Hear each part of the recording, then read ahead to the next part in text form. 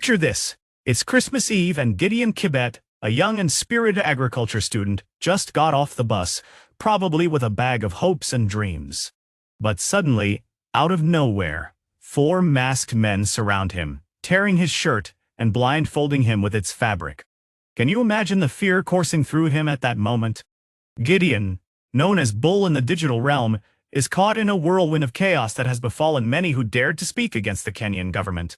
A wave of citizen-driven protests swelled in June, challenging a contentious finance bill, and Gideon became a target after sharing satirical cartoons that critiqued the actions of President William Ruto and his government. Just days ago, he found himself free again, along with 4 others. A mere 10 days after Ruto himself vowed to terminate these shadowy abductions, they were back. But the scars of their ordeal are far from healed. In the backdrop of Gideon's chilling saga, there's more unfolding. The air was tense with the news of human rights groups and activists pressing against the veil of silence. Despite at least 82 people vanishing into the shadows since summer, the official narrative remained dismissive, branding these disappearances as myth, alleging they're fake news. A startling claim, considering the Kenyan National Human Rights Commission has been echoing the reality of these enforced disappearances. Even as President Ruto acknowledged the abductions recently, there remains a chilling reluctance to own up to all the disappearances. Parents, in a disconcerting twist, were implored to keep an eye on their children, a plea that rings hollow to those still frantically searching for missing loved ones. The returned activists, each carrying the weight of their traumatic experience, have been changed. Silence seems safer now. We won't be as vocal, they confess, a sentiment that echoes the fears of activists like Hussein Khalid. The voices that once roared are now but whispers, a testament to the intimidating success of this nefarious campaign. Kenyan authorities vehemently deny involvement. No, they say, none of the missing were held in police custody. Yet, like Khalid and countless others, it's hard not to see the telltale signs hinting at something more sinister. You can't just disappear people in broad daylight under the watchful eyes of CCTV, Khalid asserts, mirroring the growing unease among Kenyans. The path Gideon and others have walked in recent days is laden with shadows and silence, from days spent isolated in dark rooms, sometimes deprived of basic needs. Phones, their lifelines, vanished into thin air. Gideon's recollection is haunting, an endless barrage of questions revolving around his online dissent. His words, echoing in the dim confines, describe a crucial moment. One of them sneered, calling me Jesus, mocking my sacrifice for our cause. Once a staunch Ruto supporter, Gideon, like many of his peers, found his faith in leadership withering away, replaced by disillusionment as corruption and unemployment gnawed at the nation. Even closer to home, the injustice struck again. Gideon's brother, Ronnie Kiplangat, who seldom ventured into social media waters, vanished too, just days before Gideon's own disappearance.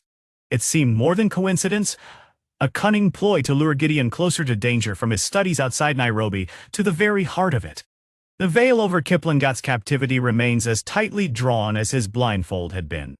The dawn greeted him far from where he disappeared, leaving him disoriented yet grateful for the eventual release.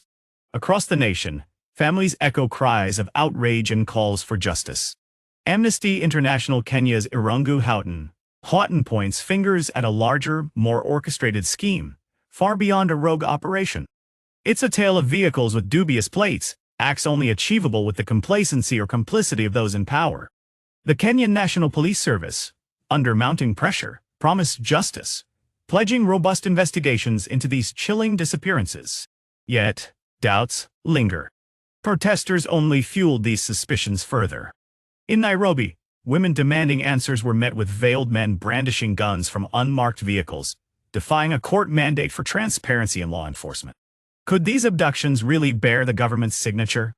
For many, the chilling spectacle answers that question resoundingly with a yes. Meanwhile, for some, the return to normalcy feels like an insurmountable challenge. Among the freed is 22-year-old Peter Muteti Nyeru, who recalls his abductors' cruelty vividly. A chilling CCTV recording shows how swiftly he was taken, just as daylight painted the streets of Uthuru. Muteti's social media post, a controversial AI image of President Ruto, seemed to have crossed a line. Today, his cousin reveals how deeply scarred he is, physically and mentally. He's changed, she admits with sorrow, recounting his hesitance to leave the safety of home or speak of his ordeal. A palpable fear clutches Muteti's heart, a fear shared by his family. The echoing sentiment suggests he endured greater suffering to serve as a stark warning. The case of Billy Mwangi, another young man once teeming with life, paints a similar picture of muted resilience. The chilling result of a single social media post, a phantom image of Ruto resurrected, left him shackled for nearly a fortnight. Now home in Embu, he attempts recovery, shielded by the warmth of his family. As this story continues to unfold, cloaked in both hope and dread, many are left wondering how deep the shadows of power extend and how long these whispers of fear will shroud the voice of freedom in Kenya. Stay tuned as this unfolding narrative continues to navigate the tides of uncertainty.